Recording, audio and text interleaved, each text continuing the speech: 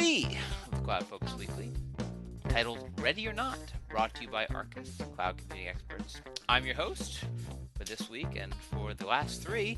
My name is Jason Atwood, and joining me today is Justin Elstein, co-founder of Arkus. How you doing, Justin? I'm doing great. Lovely day in the cloud today.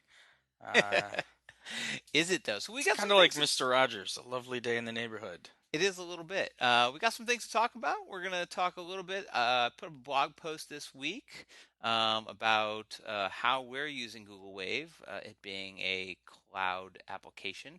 Talk a little bit about our photo shoot. ZDNet actually put up a blog post today saying basically that most companies are not ready for the cloud. Talk some about that. And then we have some other things to finish it up. And then, of course, we'll get to our CloudFocus app pick of the week at the end of the show. So stick tuned for that. But first, let's talk about the blog post that I put up this week. I'm sure you read it in depth, but basically, for all you out there, we've been ever since Google Wave came out, and it came out about a year ago. Um, or almost a year and a half ago, I started using it immediately, and then thought, you know what, it's something that wasn't very interesting when I first started it. It's not going to replace IM for me. It's not going to replace a lot of stuff. So I said, yeah, I forgot about it. And then about 3 months ago, or 3 or 4 months ago, it came out as part of the Google App Suite. And so we started using it at Arkus, as tested. I think you actually came up and said, "Hey, let's start to test this, pilot it." And I'll Yeah. tell you, within minutes, well, not minutes, but maybe a week of piloting, and I'm air quoting for you people at home who can't see me, which is all of you. Um, we just realized that it was an incredible tool. So actually, why don't you just talk a little bit about how you have come to use Wave, and maybe I'll jump in as we go. Well, as you pointed out in the blog post, the blog post actually started in a wave, right? So that's actually one way that we use Wave is to just collaborate on almost anything. I was at a client meeting this afternoon where I was talking about Google Apps, and I mentioned Wave as being part of sort of the option value of choosing Google Apps. And I talked about how at Arcus we very, very rarely send emails anymore, especially to each other. We're all about using whether it be Salesforce Chatter or Google Wave. A lot of things end up in the Wave, and that's where a lot of things actually start, I should say. They start in the wave and they end in the wave, whether it be agendas, meeting notes. We're an agile shop, so we do scrums and we do our scrums in waves, as opposed to being we're very rarely in the same place at the same time, but it's easy to do a scrum and a wave. Um, to do items, follow ups, all sorts of things we use the wave for. And one of the great things about Wave is when you're on a meeting or when you're on a call and it's a meeting and you're talking about whatever it is you might be talking about on the phone, and there's two or three of you that are on the phone from your company and you're talking to another company or another set of companies. Uh, it's really nice to take notes in the Wave and in real time be able to see your other coworkers taking those notes in the Wave, and perhaps one person's really leading the call and you want them to ask somebody a question instead of jumping in. You might write on the wave, hey, ask them this or ask them that, or what about this, what about that?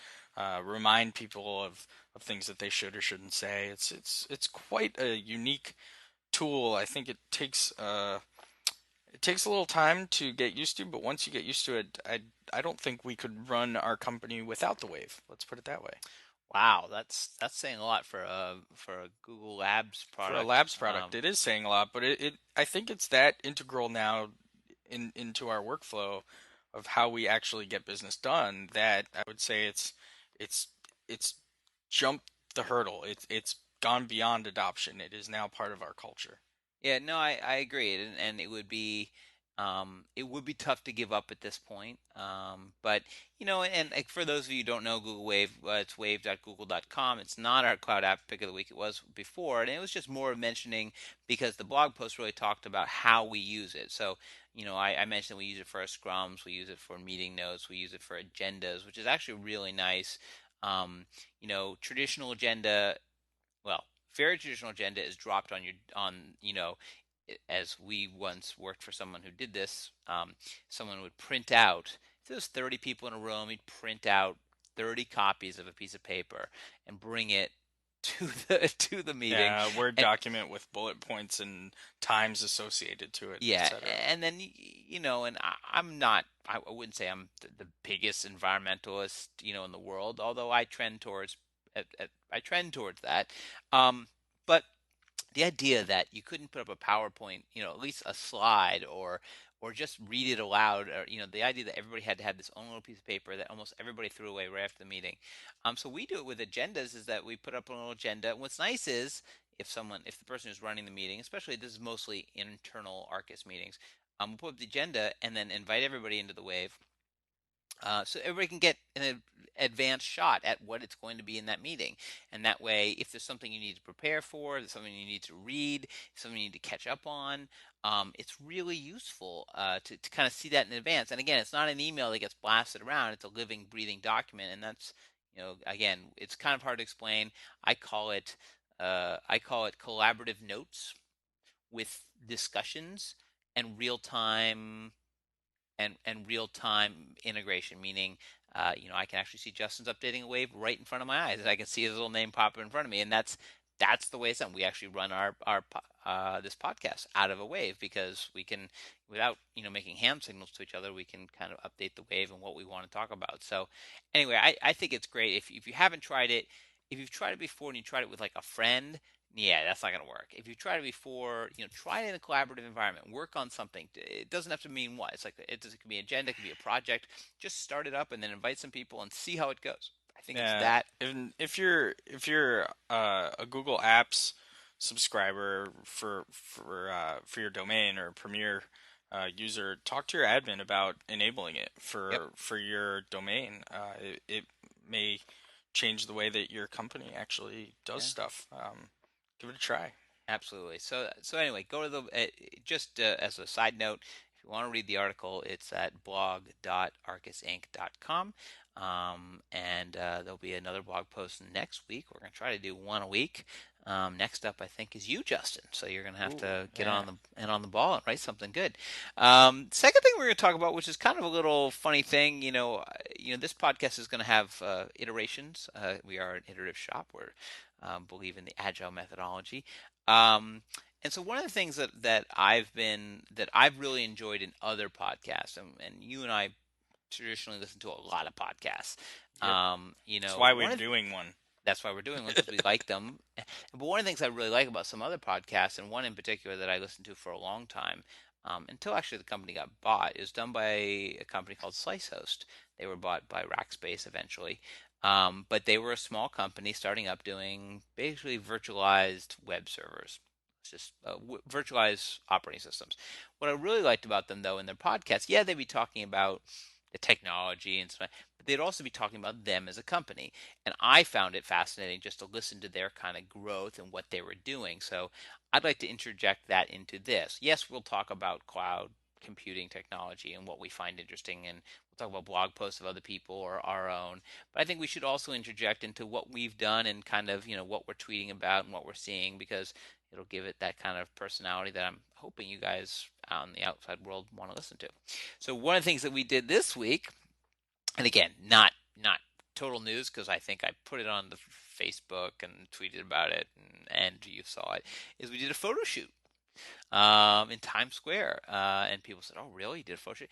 We did a photo shoot for our pictures for the principles of the company, and the reason being is that we've basically come to a point where the social media aspect of any company, the marketing that goes on through the social media, and that's the Twitter, the Facebook, LinkedIn, let's call those the big ones. Um, you know, it, you, it's become this hybrid of, some of them are trend towards more social, like Facebook, and some of them trend towards more professional, like LinkedIn. And I think Twitter sits right in there between the two. Like LinkedIn is definitely a professional network thing, um, but you have a persona, as someone at a company that people follow, your customers follow it, your prospects follow it, the people who leads who might be looking at you, they follow it. You put up these things on your website, who you are, who about the company, and so I thought it was important for us to have like good pictures, not just pictures that we pulled out of birthday parties and sitting at the beach eating a hamburger or whatever yours was. Um, That was a good picture. I had a picture of myself eating a cheeseburger with a "Meat is Murder, Tasty Tasty Murder" T-shirt on.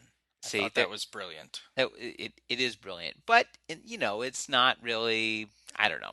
So I thought we had to come up with sort of a little bit more polish. So we actually got a local photographer, Diana Barrett Photography. She's at dianabarrett.com.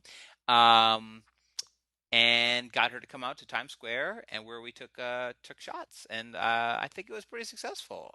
Actually, it reminds me I have to update my Google Wave picture with my new. Mine's updated already. It hasn't All popped up yet. my personas have now been updated So, outside of Facebook, I mean, what do perhaps. you think about the professional?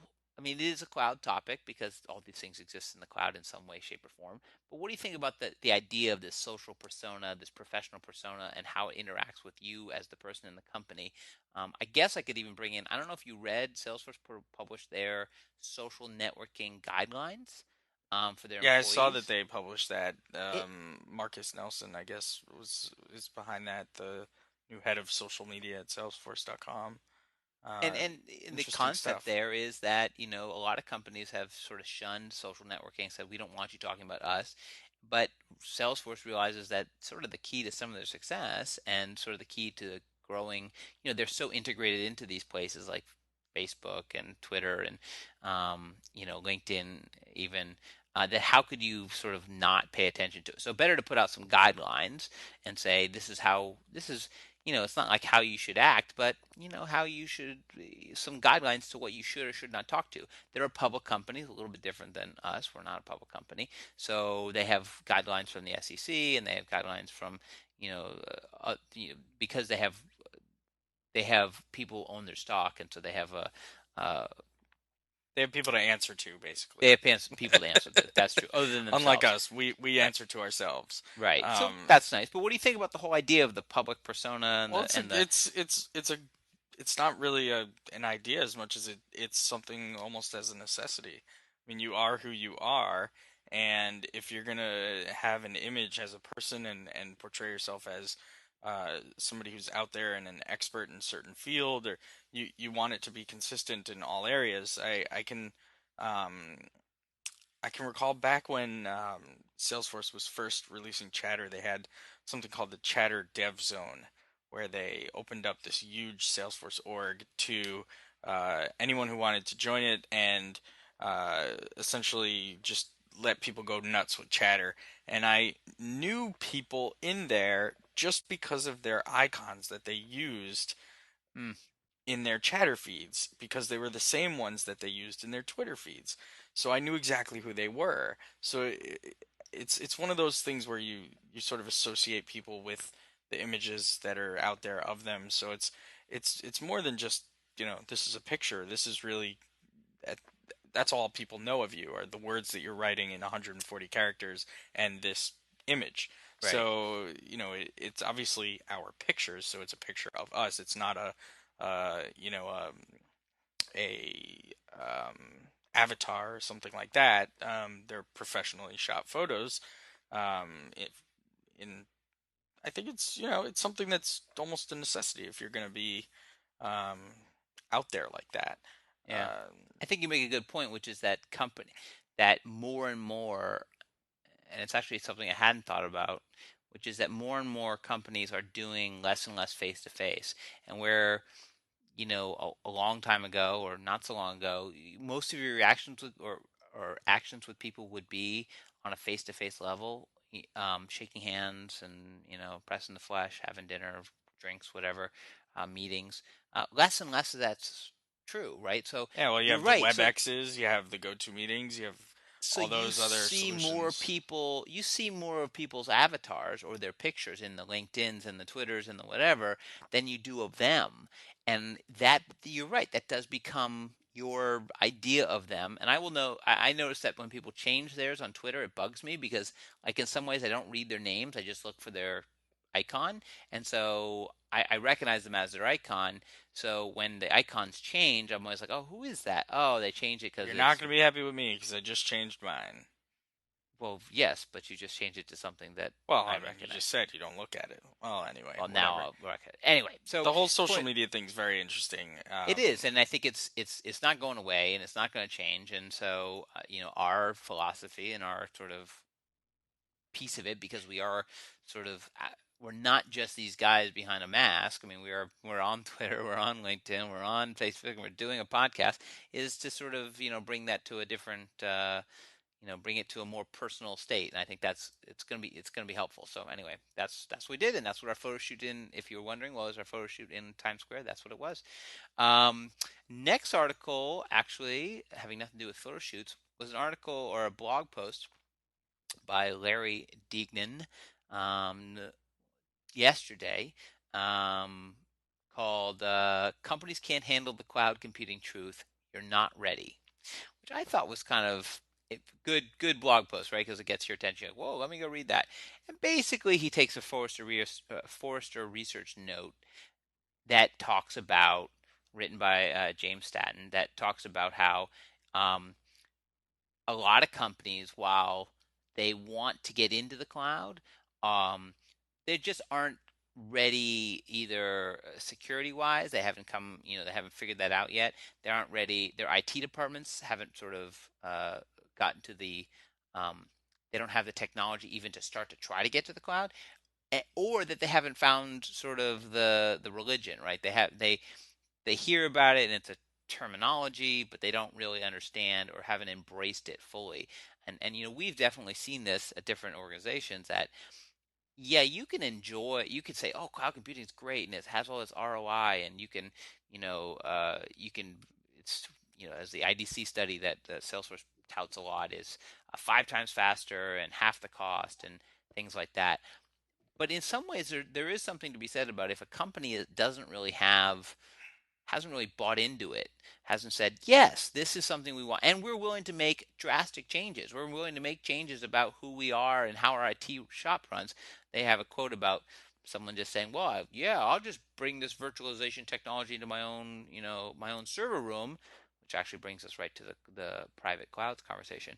Um, but I find it interesting because it is kind of calling people out, saying you can say you like the cloud, and you can say you're into cloud computing, but if you really haven't sort of made that mental jump, if you haven't seen, I don't want to make it a religious thing, but you haven't seen the light and gone, you know what, I can see all those benefits, and I'm willing to make the changes to get there, then it is going to be harder for you to adopt, and especially if you're in IT and you're not really embracing it that way. If you're thinking of cloud computing as a bunch of little small technologies that you can replicate, then you've kind of lost the sense of what cloud computing is. What thoughts? Yeah, I agree. I mean, you sum it up really well. I mean, the one thing that certainly is lost in the whole cloud computing adoption, and this article seems to really talk to larger enterprise class software and IT shops, is the actual governance around using cloud computing solutions. A lot of technology shops within large enterprises want to think that they can just build the solution that the cloud provider offers. Right, And like you said, you're sort of losing the advantage of using the cloud computing. I mean, you can say, "Oh, I can build that." Well, okay, and then you go build it, and then a year later, you've built what was built a year ago, and then the thing that the customer really wants is what's built today, which is right, where you sort of lose out by trying to build it yourself. Private cloud is not really a good answer to that either. It's just saying someone else is hosting my data center somewhere else. It's very similar in nature to that. I mean, you don't really get the true economies of scale, and I haven't really heard of or read about a truly successful internal cloud success story. I haven't read one. Maybe there are some. You can leave us some notes on the on the blog post or you can tweet at us at our Twitter handles, which we'll get to in a minute, if you know of any. But I mean, you do have to really embrace it and think of it not just as we're buying this software to do this thing. It's really subscribing to a lifestyle choice, right? You're changing the way that you're gonna think about how your infrastructure and technology works within an organization. Right. And if there are roadblocks, and by roadblocks I really mean people that are going to stand in the way of that success because they either don't understand it or don't want to give up some controls that they perceive to have or do have and perceive that they can't have with a cloud computing solution, then it's not going to be as successful as all the stories out there and all the case studies say that it can be. You really need people to buy into the notion of this is a different way of doing things, and we're not going to try and do it the way that we've always done things. And I think it comes down, and we talk a lot about this. Again, we do spend a lot of time talking to our customers and or prospects and leads and about sort of their worries or what they do. And so we spend a lot of time evangelizing cloud computing because that is what we do and what we believe in. One of the things that I like to touch on when talking to especially bigger organizations, small organizations, I think they get it. Especially small organizations get that at some point you have to say what we're good at, right? Small organizations start with an idea. Companies start with an idea of we have a core competency. We make the best widget, right? That's what their core Right. competency is. Their IP, it's what Right. they do. It is who we are. It's their DNA. And most companies are started with a small amount of people, and so they really breathe that. And but as companies get bigger, and they hire more and more people, and they go from 10 people to 20 to 100 to 10,000 to 30,000 to 50,000 to 300,000. Um, they generally, I think they lose a sense of that, and it almost gets to, well, we can do everything, and Well, it's not just that, it's that you when you grow to that size, you tend to follow the model of I need a person who does X, I need a person who does Y, and you stop hiring people who are all on board because of that magical thing that you make or do. It's I need an IT guy because I need an IT guy because we're 20 people and we need someone to run our IT, right? right. You get specialists. But you get specialists. But I think that's the point is like your core competency. And I think we've learned this lesson in certain, we talk about little, sort of where the cloud is and where it's going. And there are certain things that have sort of become,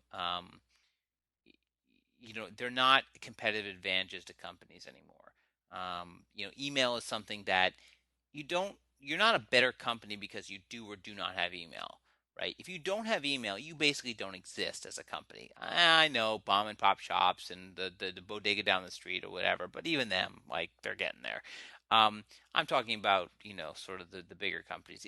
Email isn't something you do or do not have. And if you have email, it doesn't make you better than anybody else. It just puts you on, like, okay, you're there. You have a heartbeat as a company. And there's no way to have really good email, right? Yeah, 10 years ago you'd hear about people, oh, we've got this and it's fast and we've got this.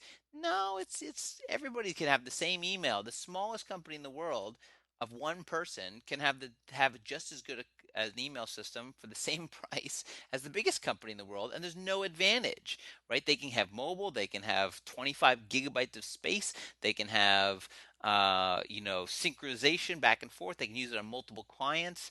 They can have it integrated with their Office suite, all for as low as $50 a month. There's some like Rackspace has email that's like I think it's $1 per user per month, that type of thing.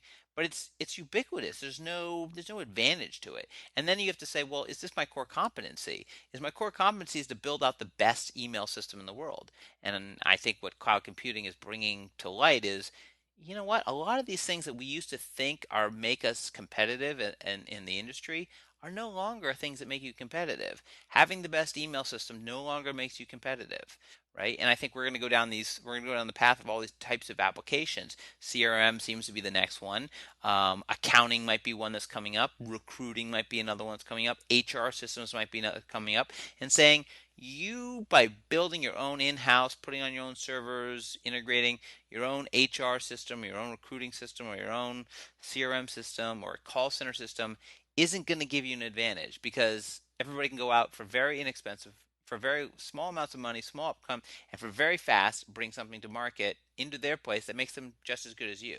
So then it's like, well, what else do you do that makes you competitive? So that's sort of my big spin on it, is that, yeah, if you think that you're going to beat the market by building a better system internally, you better have the same engineers and the talent that those other companies have, which I think very few places have. So anyway, speaking of which, for our last little quick topic, we'll make this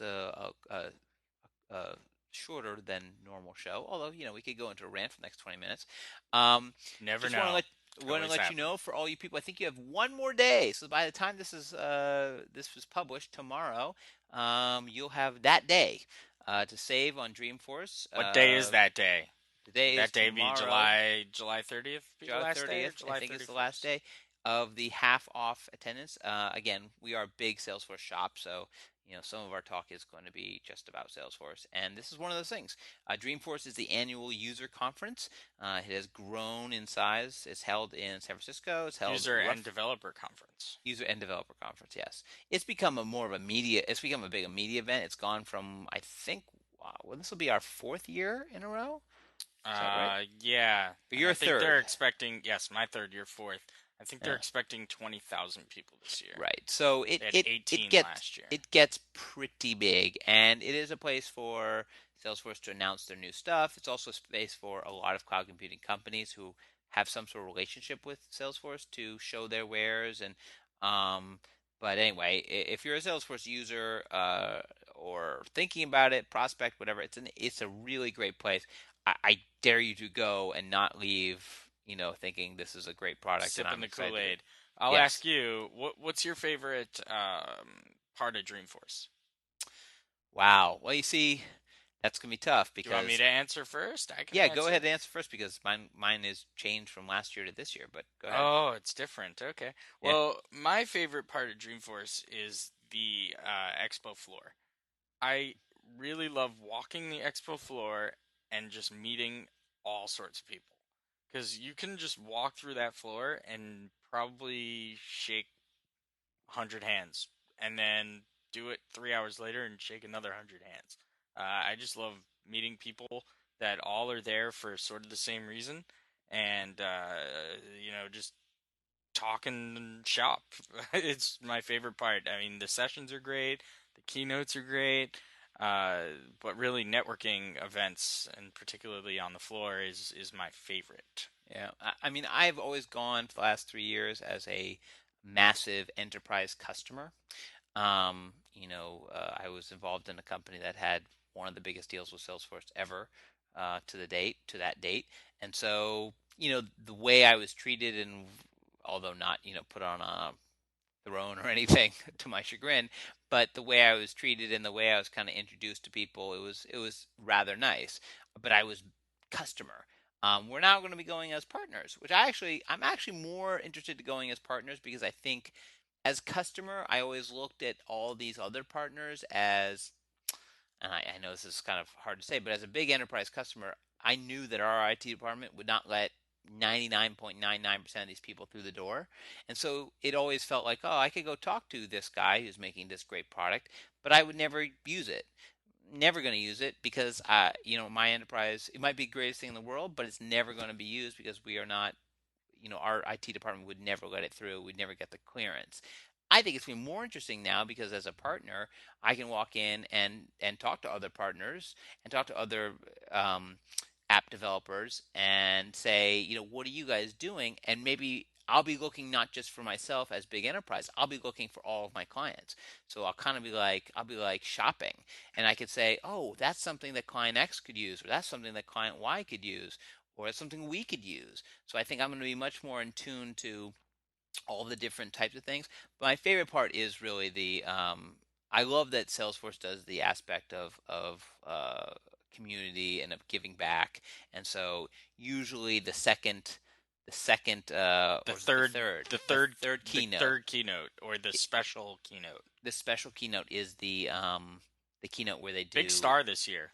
yeah, this year it is Bill Clinton, which is massive. I mean, I've never seen it. Last year was Colin Powell, which Yep. was unbelievable. The year before that was Malcolm, no, Malcolm Gladwell and Dr. and Larry Doctor. Brilliant. Yep, those were really good. So I think that's really fun because it's a, it is a cloud computing, Salesforce, very Salesforce centric conference. It's nice to take a break in the middle or maybe towards the end and go, let's think about something bigger than just this, right? And I think my mind opens up hugely at the end of those. I bought those books. I go back. I research them. So anyway, that's my favorite part. Um, all right. Well, let's go. Let's get into the favorite part of the show. I know everybody waits for it every single week. Let's get into the CloudFocus app pick of the week. And as always, I will let you go first because I pity you. Thank No, you. The because CAPW. the CAPW of this week. Go ahead and start us off with something good. I will start us off with something great. How about that? Better than good. It's I think you've great. changed your mind at least three I've times, changed so my that's good. mind a couple times. It's better than good. It's great. It's Glyphy. Glyphy diagrams and flowcharts. Okay. I heart Glyphy. Glyphy is Visio on the web. Okay. So you can draw any types of diagrams from floor plans to flowcharts to entity relationships to anything you would think about drawing in Visio. It has a really nice built-in icon library. You can bring in your own pictures if you'd like. It integrates into other systems. You can, if you have a Confluence wiki, you can have a Glyphy diagram plugin that allows you to edit your Glyphy diagram right within the wiki, and it acts like a wiki, so you can, it has versions and you can edit it in line right within the wiki. It also has a WordPress plugin, so if you have a WordPress blog and you want to publish a Glyphy diagram to your WordPress blog, it's kind of cool. It's also available in the Google Apps Marketplace. For those developers out there, there's an API, so you can actually integrate the Glyphy diagrams into your own applications or websites with a number of different techniques that I won't get into on this particular podcast. But Glyphy's cool. It's free for the basic version Freemium. of it. It's a Yeah, it's a freemium. freemium product. It's essentially free until you want to get a little bit more crazy with it, and then you can buy it. I think it's like $25 a user. It's $5 a user for one user, 10 users for Yeah, $25. there you go. It scales up Yep. per month on a monthly basis. You essentially get, if you use the free version, you're gonna have some ads, some image upload limits, and a limit of about 5 public diagrams. If you have the premium account, you get some support, folder permissions, user management, no ads, etc. Um, it's a Nice. really nice product. You can build some really impressive things like network diagrams, SWOT charts, etc. I'd give it a try if I were you. It's glyphy.com, Gliffy.com. Not bad. I've actually used it back in the pack. I mean, I think I I've used used it it about in the 4 years ago to play with it, and then have reused it Oh, good. ever since. Actually, I have I another use it product all that the time. I have another product that I use that you know that I love, so I haven't it although it has nothing to do with the cloud at all, so it's hard to mention. But yeah, it looks really great. Looks nice thing. All right, well, I that is Glyphy diagrams and flowcharts from Glyphy.com. My pick of the week is gonna be something we use every single day. And we have actually it's up there. Very close to being up there with Google Wave in terms of something that I don't know if we could live without, although we could probably live without it. But it is something that I think a lot of companies struggle with, and it's called Jungle Disk.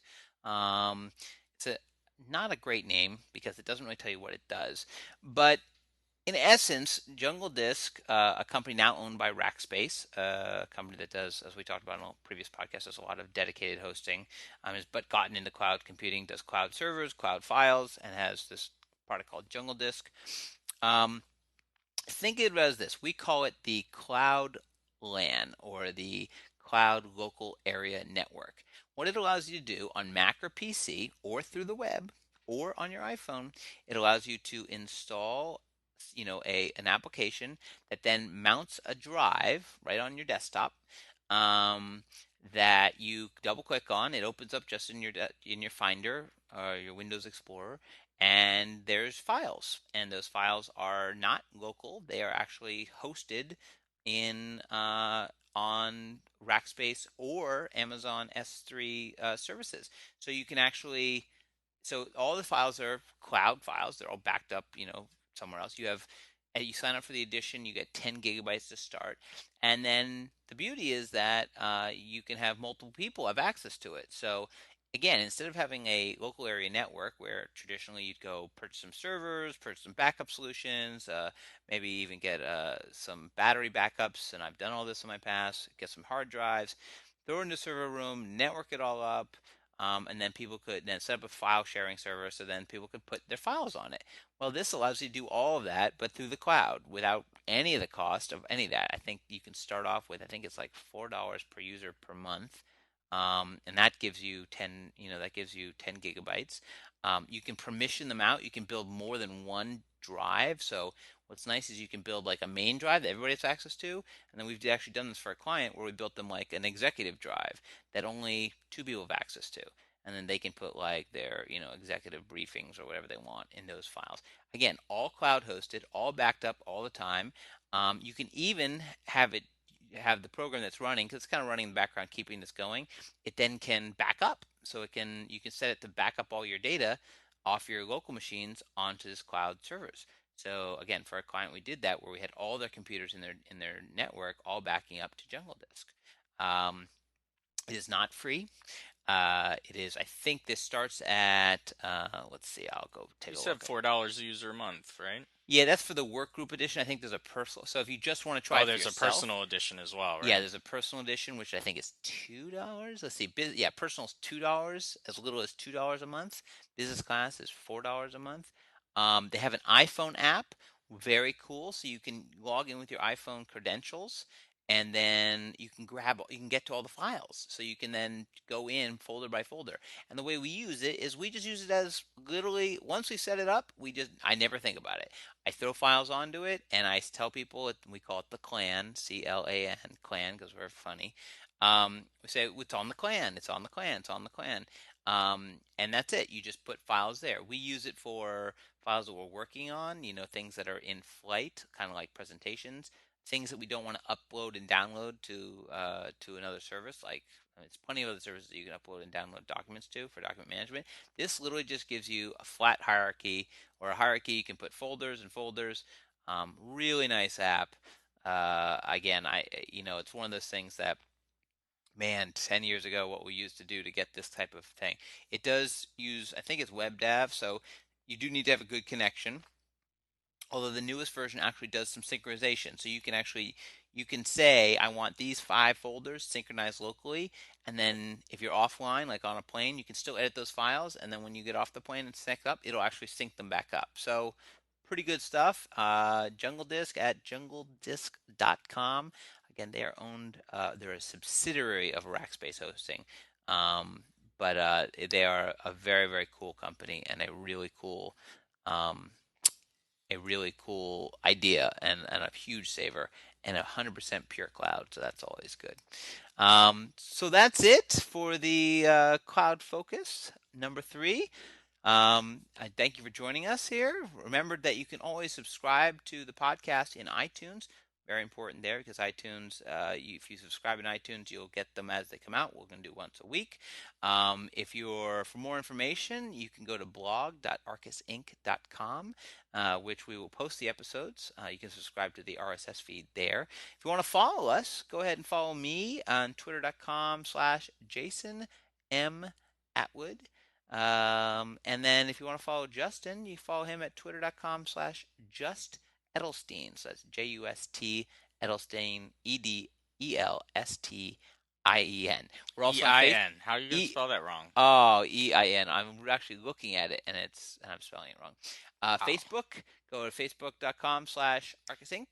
And we're also on LinkedIn. Got to type in Arkus and you'll find us there. But until next week, very happy. Thank you for joining me, Justin. But until week, and as always, we wish you the cloudiest of days.